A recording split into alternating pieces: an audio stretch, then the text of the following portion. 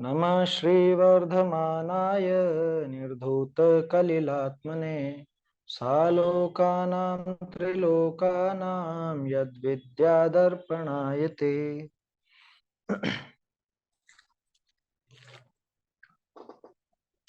रत्नकरण श्लोकाचार में अपनी चर्चा चल रही थी कि आत्मा का स्वभाव वही धर्म है और धर्म अन्य वस्तुओं में नहीं, अन्य जगह नहीं, किसी व्यक्ति विशेष के आश्रय से नहीं, किसी क्रिया विशेष के आश्रय से नहीं, बल्कि आत्म स्वभाव की सच्ची श्रद्धा, उसका ज्ञान और उसी में लीनता होना, इसका नाम ही धर्म है। और ये धर्म किसने कहा? कि ये धर्मेश्वरों ने, जो धर्म को सिर्फ जानते नहीं है बल्कि जिन्होंने उस धर्म को चरमोत्कर्ष तक पहुंचाया, जिन्होंने उस धर्म की पूर्णता प्रकट की, उन्होंने धर्म का ऐसा स्वरूप कहा है। उन्होंने ये धर्म का स्वरूप बताया कि आत्मा का स्वभाव धर्म है। और उसी को प्रकारांतर से भेद विवक्षा से कहा कि सम्यक दर्शन, सम्यक ज्ञान, सम्यक चारित्र, ये तीनों धर्म है। ये तीनों धर्म है और ये तीनों भव के अभाव की पद्धति, माने मोक्ष की पद्धति।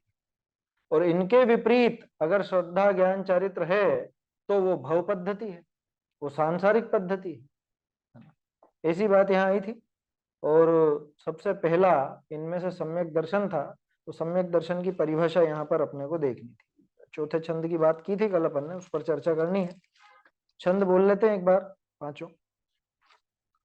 नमः श्रीवर्धमानाय निर्धूत कलिलात्मने सालोकानां त्रिलोकानां यद्विद्यादर्पणाय ते देशयामि समीचीनं धर्मं कर्म निवर्हणं संसार दुःखत सत्त्वान् योधरत्युत्तमे सुखे सदृष्टि ज्ञान वृत्तानि धर्मं धर्मेश्वरा विदु यदीय प्रत्यनीकानि भवन्ति भव पद्धति श्रद्धानं परमार्थानामाप्तागम तपोभृताम् त्रिमूढापोढमष्टाङ्गं सम्यक् दर्शनमस्मयम् आप्तेनोच्छिन्न दोषेण सर्वज्ञेन गमेशिना भवितव्यं नियोगेन नान्यथा याप्तता भवेत्।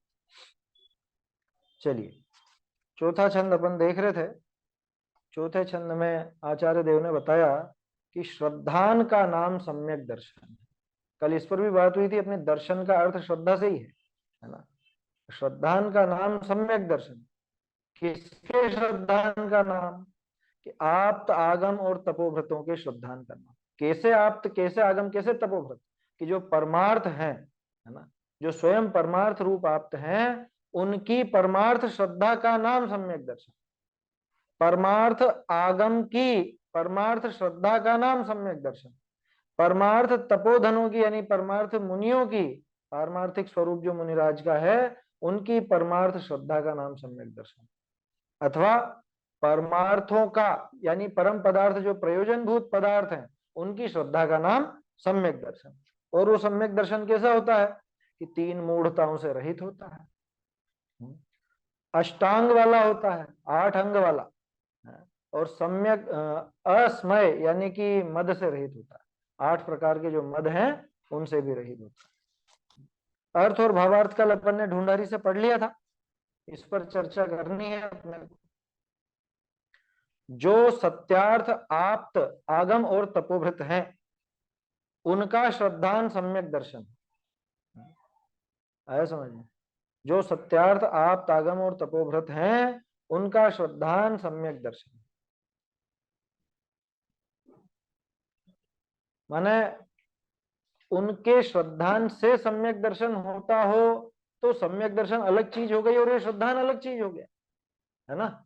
इसलिए यहाँ पे अपन ने सुधार देखा कि उनका श्रद्धान ही वास्तव में सम्यक दर्शन है।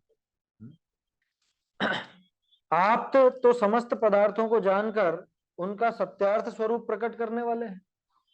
आप्त शब्द का अर्थ कल अपन ने देखा था, आप्त माने प्रामाणिक वक्ता। प्रामाणिक वक्ता होना जरूरी है। आप्त शब्द का ही अर्थ ही है जो भरोसेमंद हो, है ना, जो एकदम खरी बात कहे और उसमें कोई विरोध नहीं आता हो, जिसमें कोई विपरीतता नहीं हो, ऐसे आप्त को, मतलब ऐसे व्यक्ति को आप्त कहा जाता है। समस्त पदार्थों को जानकर उनका सत्यार्थ स्वरूप प्रकट करने वाले, दो अलग अलग बातें हो गई। पहले तो वो जानते हैं और सिर्फ जानकर स्वयं तक सीमित नहीं रखते, बल्कि उसको प्रकट कर देते हैं। देखो, जानना तो बहुत लोगों में है, मतलब बहुत से जीवों में है, लेकिन वो सब आप्त नहीं होते। समस्त पदार्थों को यथार्थ जानना सामान्य अरहंतों में और सिद्धों में भी होता है, लेकिन उनको किसी को आप्त नहीं कहा गया। आप्त किसको कहा गया? कि उसको जान करके जिन्होंने प्रकट किया। समझ में आ रही है बात? ये लिखा ना, समस्त पदार्थों को जानकर, और कितना जानकर, क्या जानकर, उसकी छोटी सी झलक अपन ने 2-3 दिन पहले देखी थी सर्वज्ञता की विशेषता में, कि वास्तव में वो इतना महान ज्ञान है, और उस महान ज्ञान को वो अगर, मतलब जो जानना है उसका कथन भी करें तो वो आप्त कहलाते हैं, अगर उसका कथन नहीं है तो वो आप्त नहीं कहलाते। तो इस हिसाब से 5 परमेष्ठी में से सिद्ध तो उसमें आएंगे ही नहीं, अरहंत ही आएंगे। और अरहंत भी, जैसे अपन ने पहले देखा है, 7 तरह के केवली होते हैं, 7 प्रकार के अरहंत होते हैं।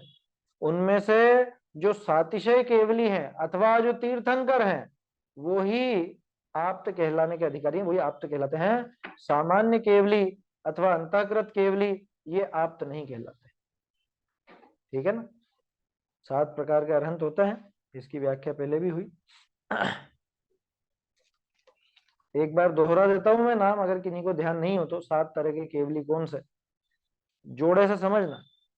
एक तो सामान्य केवली, जिनका दूसरा नाम मूक केवली भी है, यानी जिनका उपदेश नहीं होता, अरहंत दशा प्रकट हुई, ठीक है, अरहंत दशा हो गई, लेकिन उपदेश वगैरह नहीं, समवसरण आदि की रचना नहीं, आयु है तब तक अरहंत दशा रहेगी, उसके बाद सिद्ध बन जाएगी। ठीक है ना? ये सामान्य केवली, इनका उपदेश नहीं होता। दूसरा इनके उल्टे सातिशय केवली, ये तीर्थंकर नहीं, ध्यान रखना। सातिशय केवली कौन? कि जिनका अरहंत दशा के बाद गंध कुटी आदि की रचना होकर के उपदेश हुआ, वो सातिशय केवली कहलाता है। उपदेशक है वो, लेकिन तीर्थंकर नहीं। तीर्थंकर नहीं होने के बावजूद भी तो बहुत से हुए ना जिनका उपदेश हुआ। जैसे अपन देखते, जम्बू स्वामी का उपदेश हुआ, गौतम स्वामी का उपदेश हुआ, सुधर्माचार्य का उपदेश हुआ, कुलभूषण, देशभूषण, इनका भी उपदेश हुआ अरहंत दशा के बाद। तीर्थंकर तो नहीं थे, लेकिन उपदेश हुआ, तो ये सातिशय केवली। फिर इसके बाद एक है उपसर्ग केवली। असल में वो उपसर्ग जयी केवली है ना, माने उपसर्ग हुआ और उपसर्ग के चलते आयु पूरी नहीं हुई, आयु शेष थी, तो उपसर्ग समाप्त हो गया, अरहंत दशा प्रकट हो गई, और जब तक आयु थी तब तक रहे। वो चाहे उपदेश देते हो चाहे नहीं देते हो, उससे फर्क नहीं पड़ता वहां। उपसर्ग केवली उनका नाम। जैसे कुलभूषण, देशभूषण को उपसर्ग केवली भी कहा जा सकता है, उन पर भी तो उपसर्ग हुआ था ना। पार्श्वनाथ जी को भी कह सकते हैं अपन, लेकिन पार्श्वनाथ जी को तीर्थंकर में गिन लेते हैं। तो उपसर्ग जयी केवली। ऐसे ही अंतःकृत केवली, कि उपसर्ग हुआ, उपसर्ग के चलते आयु पूरी होने ही वाली है, तो आखिरी अंतर मुहूर्त बचा आयु का, केवल ज्ञान हुआ, अंतर मुहूर्त के अंदर ही वो अरहंत दशा भी पूरी हो गई और सिद्ध बन गया। तो यहाँ तो अवसर ही नहीं है ना, उपदेश आदि का अवसर ही नहीं बनेगा इसी दशा में। उनको कहते हैं अंतःकृत केवली।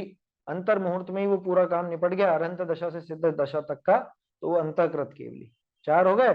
और 3 तरह के तीर्थंकर, एक 2 कल्याणक वाले, एक 3 कल्याणक वाले, और एक 5 कल्याणक वाले, है ना। 2 और 3 कल्याणक वाले अपने यहाँ नहीं होते, विदेश क्षेत्र में होते हैं। अपने यहाँ तो 5 कल्याणक वाले ही होते।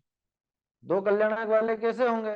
कि किसी जीव ने उसी भव में मुनि दशा धारण करने के बाद तीर्थंकर प्रकृति बांधी और उसी भव से मोक्ष जा रहे हैं, तो अब गर्भ, जन्म और तप तो हो नहीं सकता, वो तो निकल ही चुकी दशा है।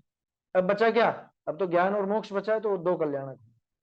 किसी जीव ने जन्म लेने के बाद और मुनि बनने के पहले तीर्थंकर प्रकृति बांधी और उसी भव में मोक्ष जाना है, तो वहां पे तब कल्याणक हो जाएगा, ज्ञान कल्याणक हो जाएगा, मोक्ष कल्याणक हो जाएगा। ऐसे 3 कल्याणक।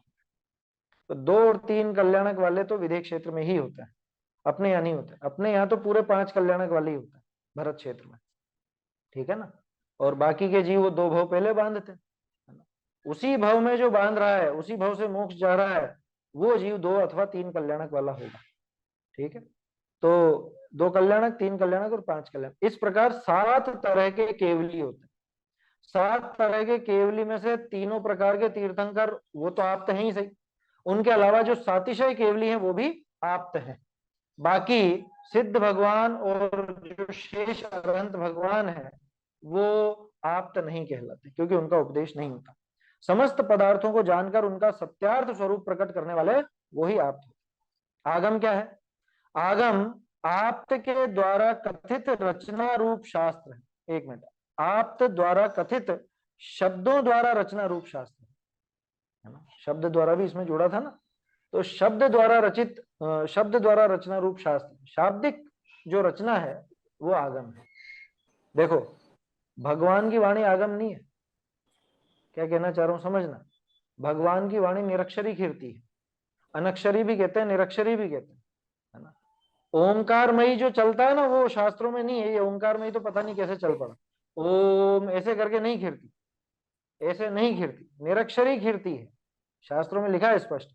उसमें देखिएगा टोडरमल जी ने जो समोसरण रचना वर्णन किया है ना, उस पर हमने अभ्यास किया था, वो उसमें स्पष्ट लिखा है निरक्षरी होती। और भी ग्रंथों में निरक्षरी अथवा अनक्षरी नाम मिलेगा आपको, ओमकार में ही कहीं नहीं मिलेगा, मतलब मेरे तो देखने में नहीं आया किसी मूल ग्रंथ में मिला हो। तो वो नहीं है, निरक्षरी होती है।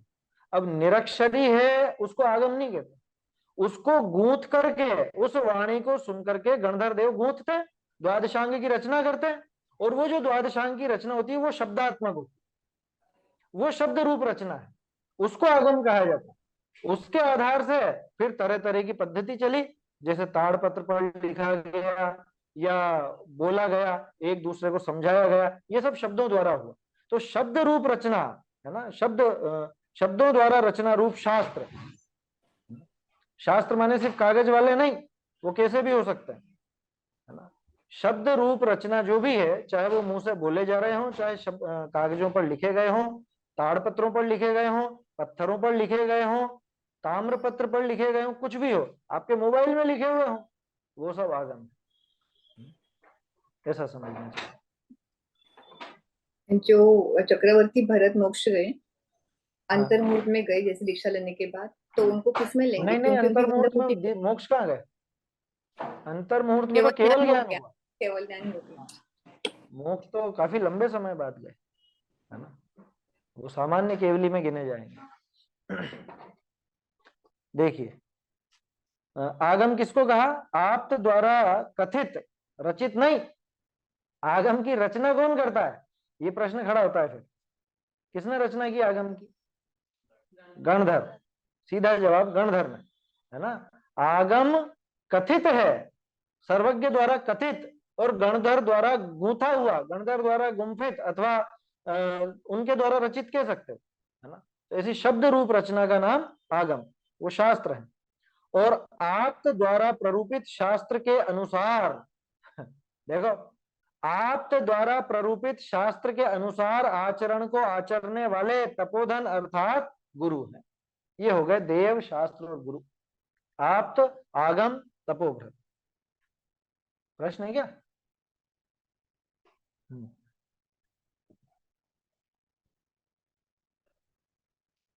आपने बोला कि उनकी वाणी ओम करके नहीं खिरती है, तो फिर कैसे खिरती है? वो वर्ड्स में होती है क्या, वर्ड्स? नहीं, ऐसे अक्षरात्मक नहीं होती, उसको निरक्षरी कहा जाता है। देखो, भाषा जो है ना, भाषा 2 तरह की होती है, अनक्षरी और साक्षरी, ऐसा। अब अनक्षरी के भी कई भेद हैं, मतलब शब्दों के कई भेद हैं कुल मिला के। जैसे बादलों की आवाज है, तो बादल की आवाज को क्या कहोगे?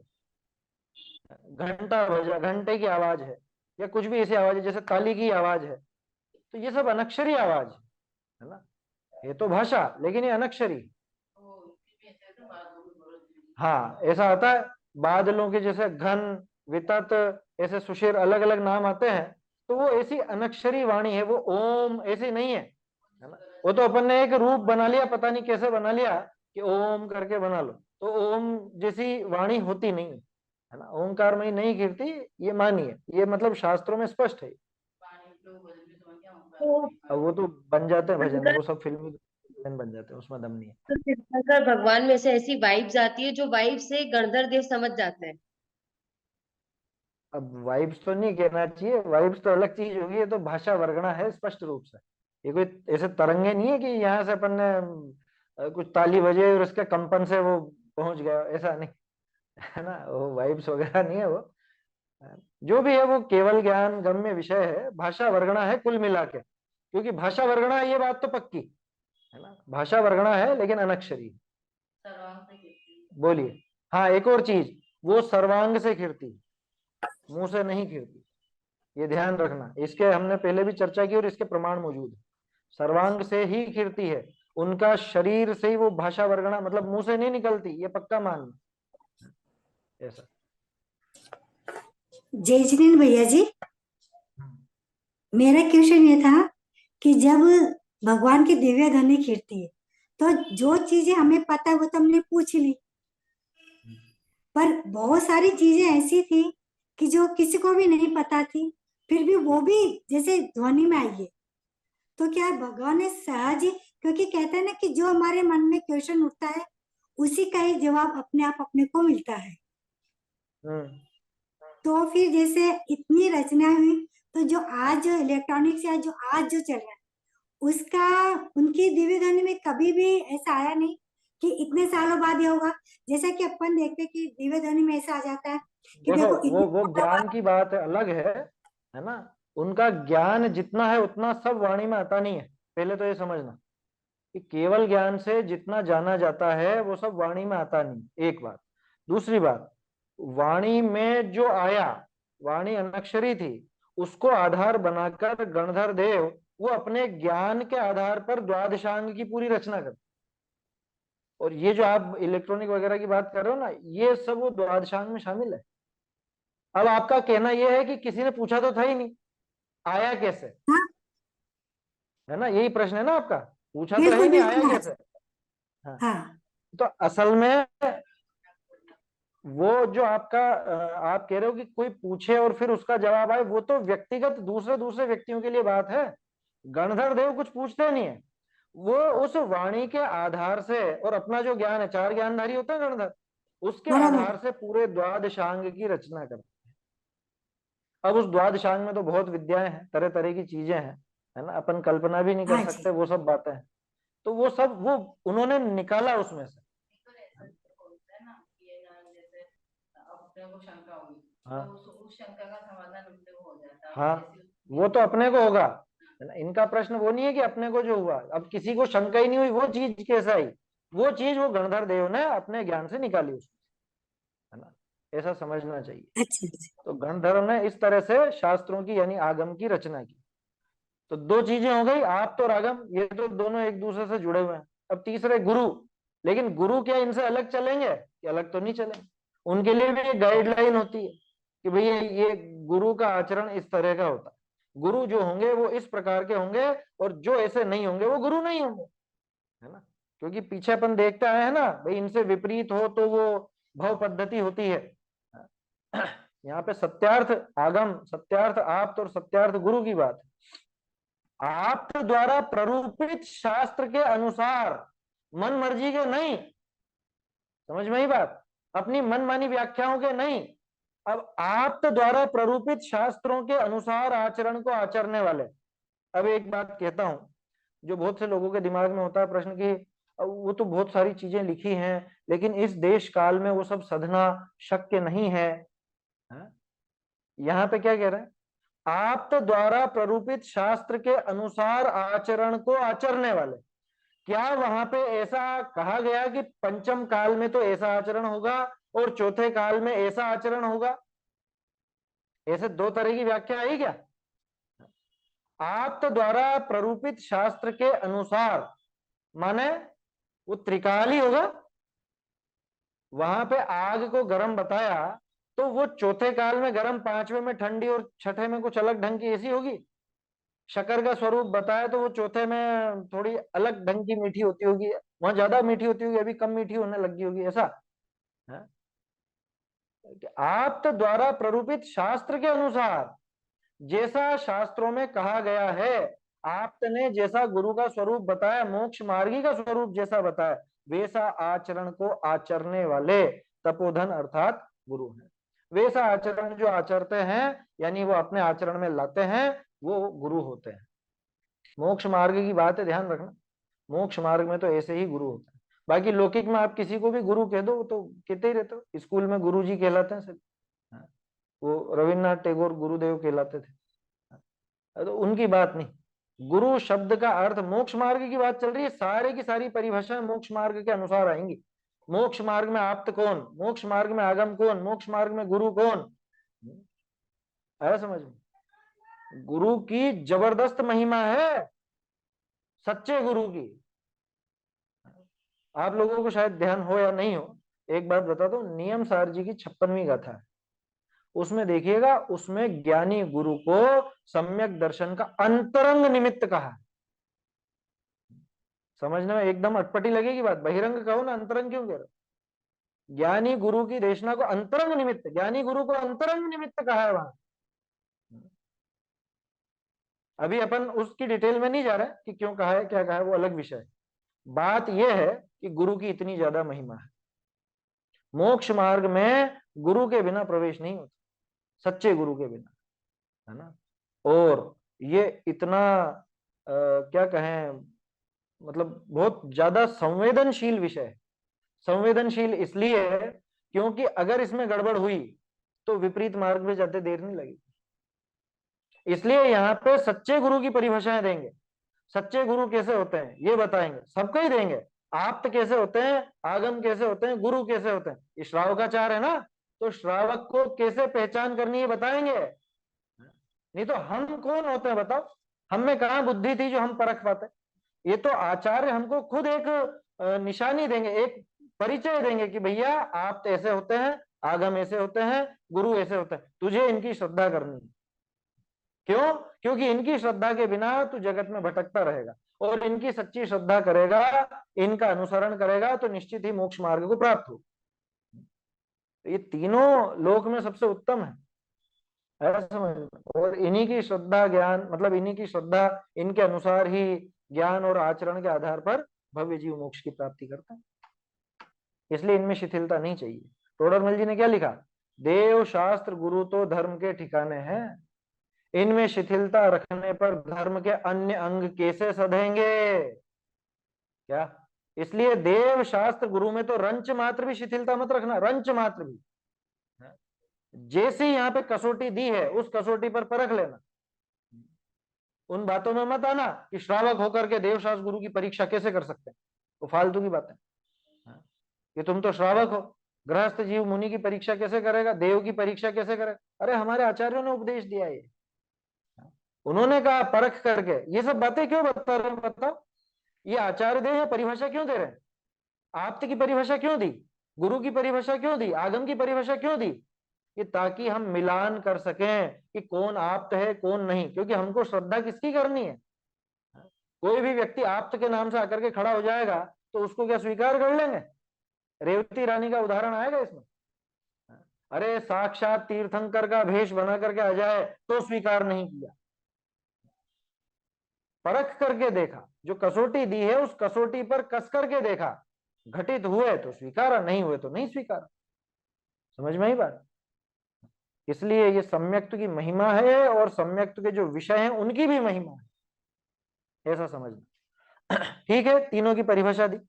यहां सच्चे आप्त, सच्चे शास्त्र और सच्चे गुरु का श्रद्धा, वह सम्यक दर्शन कहा है, उसे सम्यक दर्शन बताया गया। तथा असत्य आप्त, आगम और गुरु का श्रद्धान वह सम्यक दर्शन नहीं। तो फिर वो क्या है? कि वो भव पद्धति है, वो मिथ्या दर्शन है।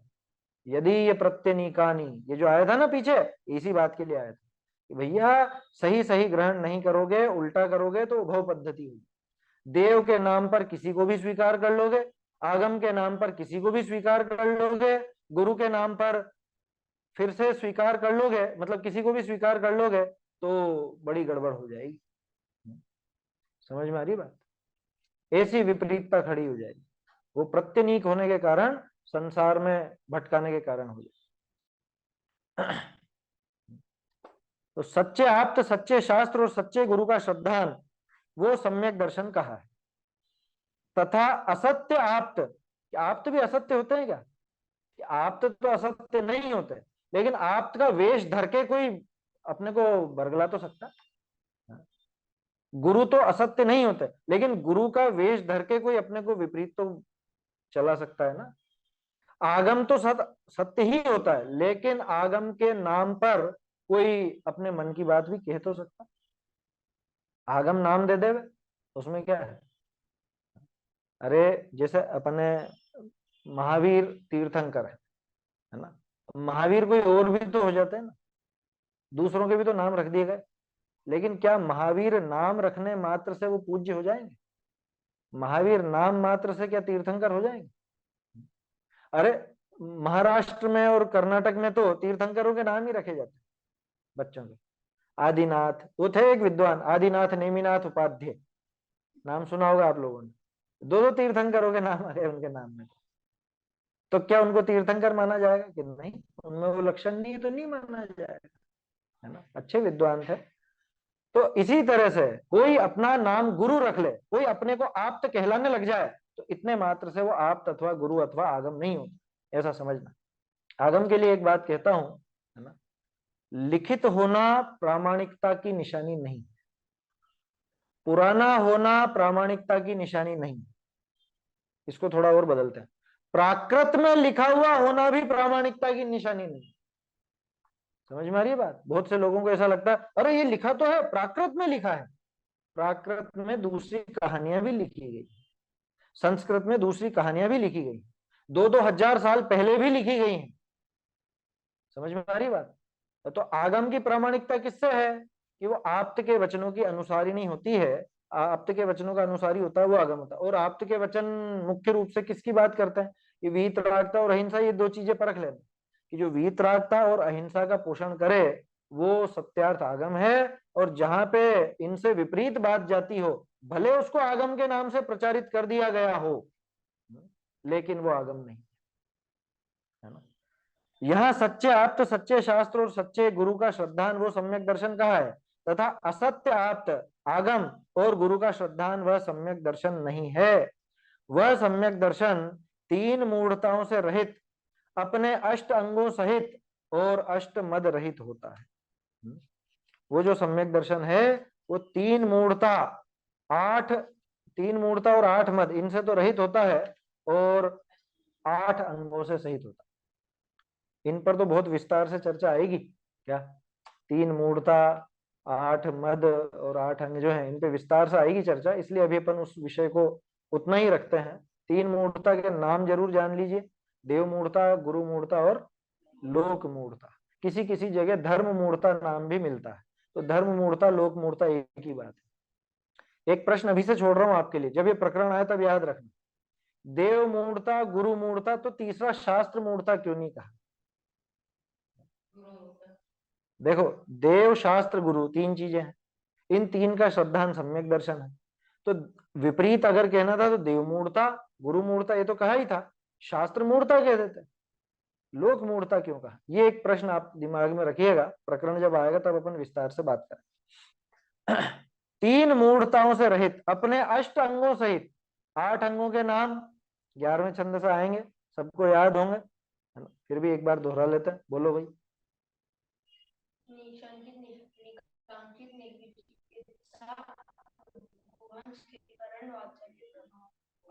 अमूढ़ दृष्टि है ना, निशंकित, निकांक्षित, निर्विचिकित्सा, अमूढ़ दृष्टि, फिर उपगुहन, स्थितिकरण, वात्सल्य और प्रभाव, है ना। ये 8 नाम हैं। इनके संबंध में एक और बात कहता हूँ, टोडरमल जी ने मोक्ष मार्ग प्रकाशक में आखिरी प्रकरण में इनको लिया, वहां एक बार आप अच्छे से देख लेना, विषय जब ये आएगा तब मैं आपको इस विस्तार से इस बारे में बताऊंगा। 8 अंग सहित, है ना, 8 अंग के नाम ये है। मैंने आपको ये काम दिया है कि आप वहां मोक्ष मार्ग प्रकाशक को अच्छे से देखें, आखिरी प्रकरण है, बिल्कुल आखिरी लास्ट पेज पर 8 अंग का प्रकरण है, वहां पे आपको क्या विशेष बात पकड़ में आई ये देखना। फिर अपन देखेंगे, टोडरमल जी ने एक नई दृष्टि दी है वहां पर, जब अपन ये 11वां श्लोक देखेंगे तब उस पर विशेष बात करेंगे। 8 अंग सहित और अष्ट मद रहित, 8 मद कौन से होते हैं उनकी चर्चा भी इसके अंदर आएगी। इसी में छंद आएगा, ज्ञानम पूजाम कुलम जातिम बलम रिद्धिम तपो वपु, है ना। तो 8 मद हैं, उनकी चर्चा भी इसके अंदर आएगी। 8 मद से भी रहित होता है। इसका आशय ऐसा समझना कि 8 मद वो सम्यक्त के विरोधी, ठीक है ना, सम्यक्त के विरोधी है वो। 3 मूढ़ताएं भी सम्यक्त की विरोधी, और शंका आदि 8 दोष भी सम्यक्त के विरोधी, ठीक है। ये सम्यक्त के 25 दोष कहलाते हैं। ये 25 कहाँ हुए?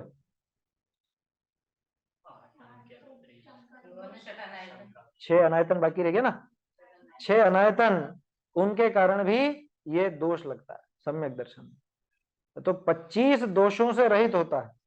देखो यहाँ पे 6 अनायतन का नाम नहीं आया, लेकिन गर्भित समझ लेना, 3 मूढ़ताओं में वो सब शामिल हो जाता है। 6 अनायतन कौन से? कुदेव, कुगुरु, कुधर्म। कुदेव के सेवक, कुधर्म के सेवक और कुगुरु के सेवक, है ना। ऐसे एक विवक्षा और थी क्या? 6 अनायतन की एक विवक्षा और आती है। कौन सी आती है? पहले करी थी ना चर्चा इसके बारे में, किसी को ध्यान हो तो बोले।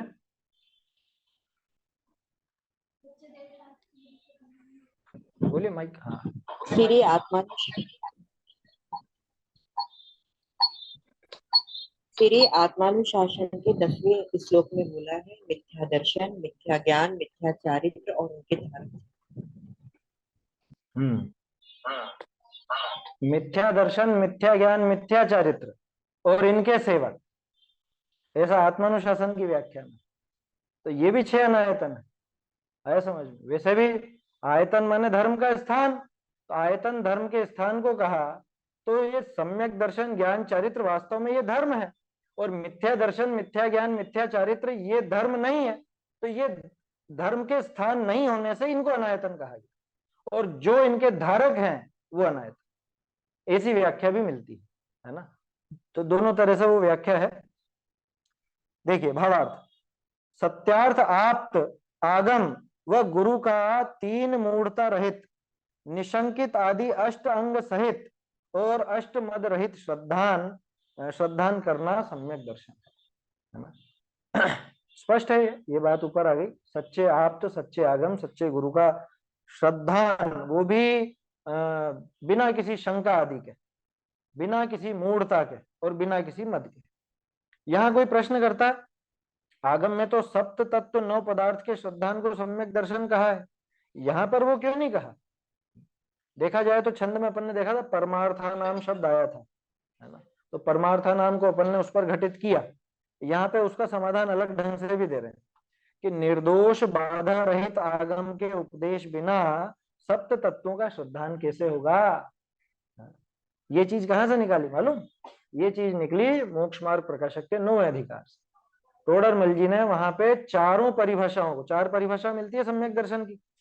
तत्वा श्रद्धानम सम्यक दर्शनम वो एक परिभाषा, देवशास गुरु का श्रद्धान वो सम्यक दर्शन, स्वपर का श्रद्धान, आपा पर का श्रद्धान वो सम्यक दर्शन, और आत्मा का श्रद्धान वो सम्यक दर्शन। तो ये 4 परिभाषाओं का समन्वय वहां पे किया। माने देवशास्त्र गुरु में, देवशास्त्र गुरु के श्रद्धान में 7 तत्व का श्रद्धान भी गर्भित होता है, और 7 तत्व के श्रद्धान में देवशास्त्र गुरु का श्रद्धान भी गर्भित होता है। क्या कि भाई आगम की जो श्रद्धा होगी वो क्या होगी? आगम किसका कथन करता है? कि आगम तत्वार्थ का कथन करता है, 7 तत्वों का कथन करता है। तो आगम चूंकि 7 तत्वों का कथन करने वाला है, इसलिए आगम की श्रद्धा होगी तो 7 तत्व की श्रद्धा रूप ही होगी। इस वजह से देवशास्त्र गुरु के श्रद्धान में अपने आप 7 तत्व की श्रद्धा आ जाती। अब उल्टा 7 तत्व की श्रद्धा में देवशास्त्र गुरु की श्रद्धा कैसे आती है? कि 7 तत्व की व्याख्या किसने की? कि देवशास्त्र गुरु ने। तो 7 तत्व देवशास्त्र गुरु ने बताए। अब 7 तत्व की मुझको श्रद्धा है, तो उसको बताने वाले की श्रद्धा होगी या नहीं? समझ में आ रही बात? जैसे मान लो अपने को कोई बात मालूम पड़े, कोई चीज लिखी हुई मिले, है ना। पहले अपने को उसके लेखक का पता नहीं था, लेकिन बाद में पता चला अरे ये तो उनकी लिखी हुई है। अगर आपको बात रुचती है, अगर आपको उस बात पर विश्वास है, तो अपने आप उस व्यक्ति पर विश्वास होगा या नहीं? टोडरमल जी ने ऐसी श्रद्धा की परिपाटी दिखाई कि सामान्य रूप से क्या होता है परीक्षा परीक्षा के प्रकरण में है ये क्या, एक तो वचनों से वक्ता की प्रामाणिकता और फिर बाद में वक्ता से वचनों की प्रामाणिकता, क्रम ऐसा रहता है। कभी भी सीधे वक्ता से वचनों की प्रामाणिकता नहीं होती। क्या कह रहा हूं, समझ में आ रहा? पहले वचनों को प्रमाणित करते हैं अपन, पहले उन वचनों की परीक्षा की जाती है, और वचनों की परीक्षा होने पर अगर अपने को प्रामाणिक लगे तो फिर उनको कहने वाला प्रामाणिक लगता है। ठीक है, अब उस व्यक्ति की प्रामाणिकता अपने दिमाग में बैठ गई तो बाद में वो व्यक्ति जो जो बात कहेगा वो प्रयोजन भूत की तो अपन परीक्षा कर लेंगे, लेकिन अप्रयोजन भूत बात भी कहेगा तो उस वक्ता की प्रामाणिकता से उन वचनों की प्रामाणिकता स्वयं हो जाती है। ये पद्धति है, पहले वचनों से वक्ता की प्रामाणिकता और बाद में वक्ता से वचनों की प्रामाणिकता। जैसे कुंद कुंदाचार्य देव के सब कथन अपन ने पढ़े, अपने को पूरा विश्वास है ना। कुंद कुंदाचार्य देव को व्यक्तिगत रूप से तो जानते नहीं अपन, इन ग्रंथों के आधार से ही जानते हैं। अब इन बातों में प्रामाणिकता लगी तो कुंद कुंदाचार्य देव प्रामाणिक लगता है। अब कुंद कुंदाचार्य देव के ही ग्रंथ में मान लो कोई अप्रयोजन भूत बात का वर्णन भी आए, कोई कर्णानुयोग के विषय का है, कुछ ऐसा वर्णन भी आए, अपन उसमें ज्यादा समझ नहीं पाएंगे या परीक्षा नहीं कर पाएंगे तो भी क्या करेंगे, कुंद कुंदाचार्य देव ने कहा ठीक है, आया समझ में। उमा स्वामी आचार्य से बिल्कुल आसानी से समझ में आ जाएगा। तत्वार सूत्र के शुरू के 2 अध्याय वो आप परीक्षा कर सकते हो, समझ सकते हो, ठीक है ना।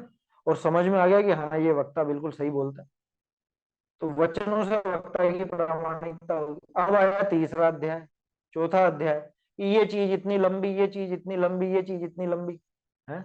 अब क्या करोगे कि उमा स्वामी आचार्य ने लिखा, ठीक है, समझ में ही बात। पहले उन वचनों से उन वक्ता की प्रामाणिकता सिद्ध हुई, बाद में उस वक्ता के आधार पर उन वचनों की बाद दूसरे जो वचन है उनकी भी प्रामाणिकता सिद्ध हो जाती है। इसको और सरल कर देता हूं, प्रयोजन भूत बातों के कथन की परीक्षा करने पर वो बातें प्रामाणिक सिद्ध हों।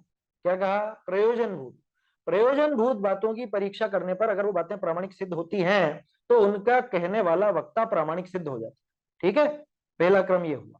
इसके बाद क्या होगा कि वो वक्ता जो प्रामाणिक सिद्ध हो गया है उसकी प्रामाणिकता के आधार पर उसके कहे हुए अप्रयोजन भूत बातों को भी प्रामाणिक माना जाता है ना। ये क्रम है परीक्षा का और प्रामाणिकता का। एक और बार बोलो, प्रयोजन भूत बातों की परीक्षा से जब वो प्रामाणिक सिद्ध हो गई तो उनका कथन करने वाला वक्ता प्रामाणिक सिद्ध हो गया, और जब वो वक्ता प्रामाणिक सिद्ध हो गया तो बाद में वो जो अप्रयोजन भूत बातें भी कहेगा वो प्रामाणिक सिद्ध हो जाएंगी। ऐसा है, ठीक है ना। तो इसमें परीक्षा का क्रम आया कि नहीं आया, कि आया, सबसे पहले वही आया, प्रयोजन भूत बातों की परीक्षा की गई तभी उस वक्ता की प्रामाणिकता हुई। ये तो बात इससे चल निकली, किससे, कि भाई 7 तत्व की बात यहाँ क्यों नहीं ली, कि आ गई ना वो। आप देव की और शास्त्र की क्या परीक्षा करोगे बताओ, देव शास्त्र गुरु की श्रद्धा किसके आधार पर करोगे, जो उन्होंने कहा है उसी के आधार पर तो करोगे। और उन्होंने 7 तत्व कहे हैं, उन्होंने 7 तत्वों का उपदेश दिया है, तत्वार्थ का उपदेश दिया है, तो उन वचनों की परीक्षा करने पर और उनको प्रामाणिक सिद्ध करने पर अपने आप देव और शास्त्र इनकी अपने दिमाग में प्रामाणिकता बन जाती है। गुरु की भी, देव शास्त्र गुरु की प्रामाणिकता इससे बन जाती है, ऐसा माने उनकी श्रद्धा बन जाती है, ऐसा समझना। तो निर्दोष बाधा रहित आगम के उपदेश बिना सप्त तत्वों का श्रद्धान कैसे होगा। देखो, बाधा रहित आगम के उपदेश बिना, क्योंकि 7 तत्वों की श्रद्धा अगर करनी है तो वो जहां पे 7 तत्वों का वर्णन किया गया, जिसने 7 तत्वों की व्याख्या की, वहां बाधा नहीं आनी चाहिए। वहां बाधा आ गई तो 7 तत्वों में बाधा नहीं आनी है। जैसे जीव, जीव एक तत्व है, जीव की बात कहां नहीं है, कहां पे नहीं, अन्य मत में नहीं है क्या, अन्य मत में भी जीव के बारे में बात है और जैन दर्शन में भी है, समझ में आ रही है बात। तो अगर सत्यार्थ वक्ता और सत्यार्थ आगम के द्वारा उपदिष्ट जीव की बात है तो वो सच्ची रहेगी, जीव एक तत्व है। तो बोलो, जब मैंने आप्त और आगम की परीक्षा करी और उनको उनकी श्रद्धा की तो जीव की श्रद्धा होगी या नहीं होगी? होगी, होगी, है ना। और वो झूठे की श्रद्धा नहीं होगी।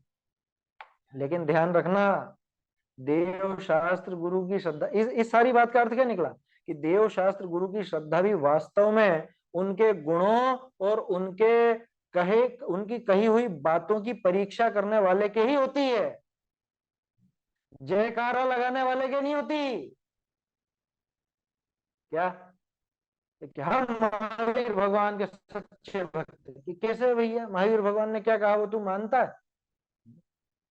बहुत से लोग होते हैं ना, आंदोलन करने में बहुत आगे रहते हैं, हम सच्चे भक्त हैं, हम सच्चे जैन है, ऐसा है वैसा है, और सभाएं लग रही हैं, सभा में आ रहे हैं बाजार के समोसे और रात में खा रहे हैं और कह रहे हैं हम जैन हैं, हम जैन के भक्त। तो किस बात का जैन? समझ में आ रही बात? तो बाल बोध का पाठ अच्छे से पढ़ना, इंद्रियों वाला। किसको कहा जैन? जो जिन आज्ञा को मानता हो, जिनेंद्र भगवान बताए हुए मार्ग पर चलता, वो जैन। तो देव शास्त्र गुरु का भक्त कौन? देव शास्त्र गुरु की श्रद्धा किसके? कि जिसने उनकी कही हुई बातें मानी, जिसने उनकी कही हुई बातें आंख मीच कर नहीं मानी हो, परीक्षा करके मानी हो। आया समझ में? क्योंकि बिना परीक्षा के उसकी प्रामाणिकता कैसे करोगे? और जिसके ऊपर तुमको प्रामाणिकता का विश्वास नहीं, उसकी श्रद्धा कैसे होगी? ये सब चीजें जुड़ गई ना आपस में। कैसे जुड़ी? कि हमने अगर उनकी कही बातों की परीक्षा नहीं की, है ना, कि हम कौन होते हैं परीक्षा करने वाले, वो जो कह रहे हैं मान लो कि नहीं, परीक्षा करने का उपदेश तो उन्होंने ही दिया। परीक्षा अगर करूंगा तो मैं उस बात को प्रमाणित करूंगा, उस बात को प्रमाणित करूंगा तो जिन्होंने वह बात कही है उनको भी प्रमाणित करूंगा, और जब मुझे वो प्रमाणित लगेंगे तो अपने आप ही मुझे उनकी श्रद्धा होगी। समझ में आ रही बात? अपने आप होगा ना विश्वास, पूरा नाम से थोड़े ना हो जाएगा। आज अपन सदासुख जी कांसलीवाल की टीका पढ़ रहे हैं, है ना, इतने वर्षों से चल रही है ये टीका। तो सदासुख जी को किसने देखा? आप में से किसी ने नहीं देखा। ये बातें अपन ने परख करके देखी, जिन लोगों ने पहले पढ़ रखा है उनकी बात कर रहा हूं, परख करके देखी और ये बातें सच्ची लगी तो ये व्यक्ति सच्चे लगे, ये व्यक्ति सच्चे लगे तो इनकी दूसरी रचनाएं भी अपन पढ़ लेंगे, तो अपने को श्रद्धा जमी ना इनके ऊपर। तो श्रद्धा वास्तव में तभी हो सकती है जब उनकी कही बातों की परीक्षा की जाए। इसलिए मैंने कहा कि परीक्षा के बिना देव शास्त्र गुरु की श्रद्धा हो ही नहीं सकती, और इसीलिए सात तत्व की श्रद्धा इसमें गर्भित हो गई, क्योंकि सात तत्व परीक्षा पूर्वक ही स्वीकार किए जाते हैं, है ना। तो सात तत्व का नाम भले या नहीं लिया हो, देव शास्त्र गुरु की श्रद्धा में अपने आप सात तत्व की श्रद्धा गर्भित हो जाती है, और सात तत्व की श्रद्धा में अपने आप देव शास्त्र गुरु की श्रद्धा गर्भित हो जाती है। ऐसा समझना, समझ में आ रही है बात? ऐसा है। तो निर्दोष बाधा रहित, बोलिए।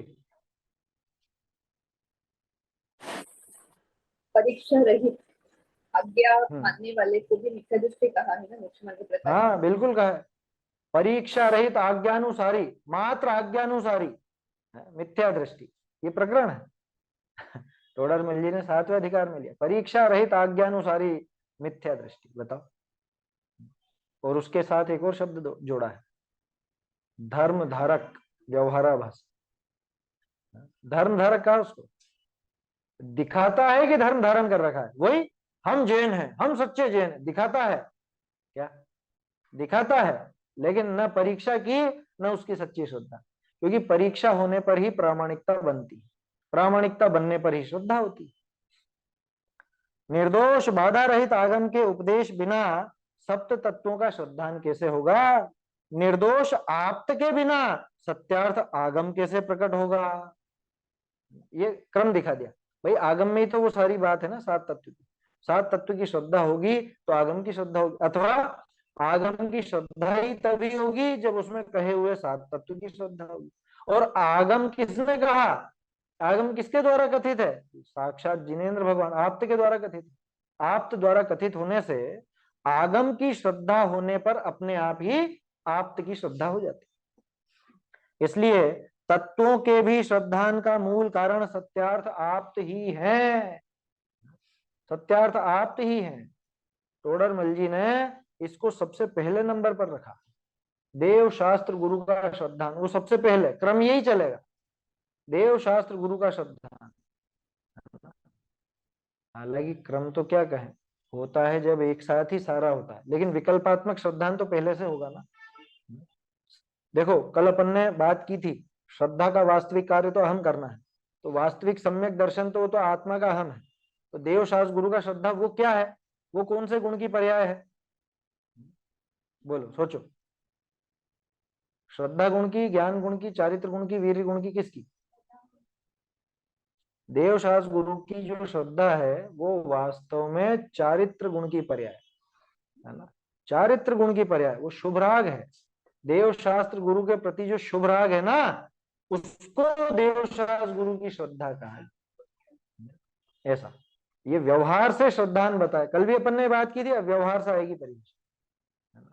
वास्तविक निश्चय से देखा जाए तो सम्यक दर्शन आत्म स्वरूप की श्रद्धा का नाम है।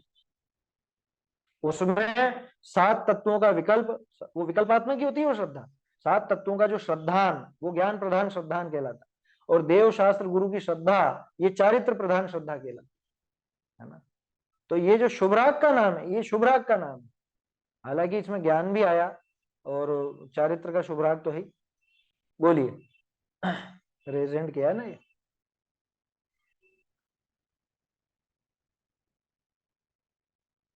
माइक चालू कीजिए, माइक।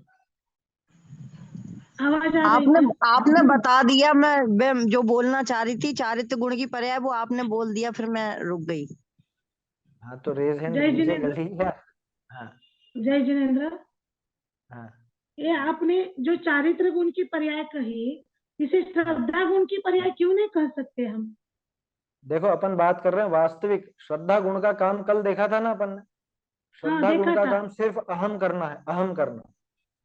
और देव शास्त्र गुरु में अहम नहीं होता, भक्ति रूप शुभ राग होता है ना। देव शास्त्र गुरु में अपने भक्ति रूप शुभ राग होता है, उनमें अहम नहीं होता ऐसा। तो इस वजह से इसको चारित्र गुण की पर्याय कहा, ठीक है ना। लेकिन यहाँ पे चूंकि पूरा व्यवहार का प्रकरण है, इसलिए यहाँ ऐसा समझना, श्रद्धान की परिभाषा में ऐसा घटित किया। 7 तत्व की श्रद्धा भी वास्तव में श्रद्धा गुण में नहीं होती। 7 तत्व की श्रद्धा ज्ञान प्रधान श्रद्धा, ज्ञान गुण की पर्याय है, वो विकल्प है। ये तो मैं थोड़ा सा आपको गुणों का काम बताता जा रहा हूँ साथ के साथ ही, प्रकरण तो व्यवहार के हिसाब से ही चलेगा, यहाँ पर ध्यान रखना। तो यहाँ चरणानियोग की परिभाषा तो यही बनेगी। चरणानियोग के आधार पर जब पूछा जाएगा कि सम्यक दर्शन किसे कहते हैं, तो देव शास्त्र गुरु के श्रद्धान को सम्यक दर्शन कहते हैं। बाद में फिर टोडरमल जी बताएंगे कि ये देव शास्त्र गुरु के श्रद्धान का अर्थ वास्तव में है क्या, वास्तव में क्या अर्थ है उसका। तो उसमें फिर वो आत्मा की श्रद्धा भी आ जाएगी, असली श्रद्धा भी आ जाएगी, ऐसा, ठीक है ना। चलिए, तो तत्वों के भी 7 तत्वों के श्रद्धान का मूल कारण भी सत्यार्थ आप्त ही है। अब आगे सत्यार्थ आप्त का लक्षण, आप्त का ही लक्षण, सत्यार्थ आप्त का ही लक्षण प्रकट करने वाला श्लोक कहते हैं। यहाँ पे ही लगा लीजिएगा, ही इसलिए प्रयोग किया, ऊपर कहा ना, मतलब ये यहाँ जो आप्त बताए हैं, इन्हीं आप्त का लक्षण अब यहाँ बताया। सच्चे आप्त, सच्चे आगम, सच्चे गुरु के श्रद्धान को सम्यक दर्शन कहा। तो प्रश्न सीधा खड़ा होता है कि फिर वो आप्त कैसे है। देखो बिल्कुल एक से एक चीज खुलती जा रही है। शुरू में उन्होंने धर्म की बात की थी, धर्म सम्यक दर्शन ज्ञान चारित्र बताया। फिर सम्यक दर्शन को खोला कि सम्यक दर्शन देवशास्त्र गुरु के श्रद्धान का नाम है। ये परिभाषा सिर्फ यही नहीं है, ध्यान रखना, ये परिभाषा मोक्ष पाहुड़ में भी है। मोक्ष पाहुड़ में भी देवशास्त्र गुरु की श्रद्धा को सम्यक दर्शन कहा है, कुंद कुंद आचार्य देव ने, है ना। तो व्यवहार से वो कथन भी होता है, कोई दिक्कत नहीं है उसमें। फिर उसके बाद जब बात चली कि परमार्थ आप्त की श्रद्धा का नाम सम्यक दर्शन, तो अब आप्त कौन है ये प्रश्न होना चाहिए। तो भैया आप्त बताओ। तो फिर आचार्य देव यहाँ पे सत्यार्थ आप्त का ही लक्षण प्रकट करने का श्लोक कहते हैं, है ना। इस श्लोक को अपन कल ही देखेंगे, अभी तो समय हो गया अपना, है ना। ये श्लोक कल चलेगा, कल इस पर विस्तार से चर्चा करेंगे अपन। चलिए छंद बोल लेते हैं एक बार। श्रद्धानम परमार्थानाम मत्तागम तपोभृताम् त्रिमूढापोढमष्टाङ्गं सम्यक् दर्शनमस्मयम् चैतन्य का स्मरण प्रतिक्षण ही करो रे भव के अनंत दुख को क्षण में हरो रे अक्षय अनंत निज सौख्य निधान पाओ गाओ अरे नित्य इसी के गीत गाओ निज निधि निज में बताई यह अनंत उपकार है इसके लिए जिन वाणी माँ को वंदना शत बार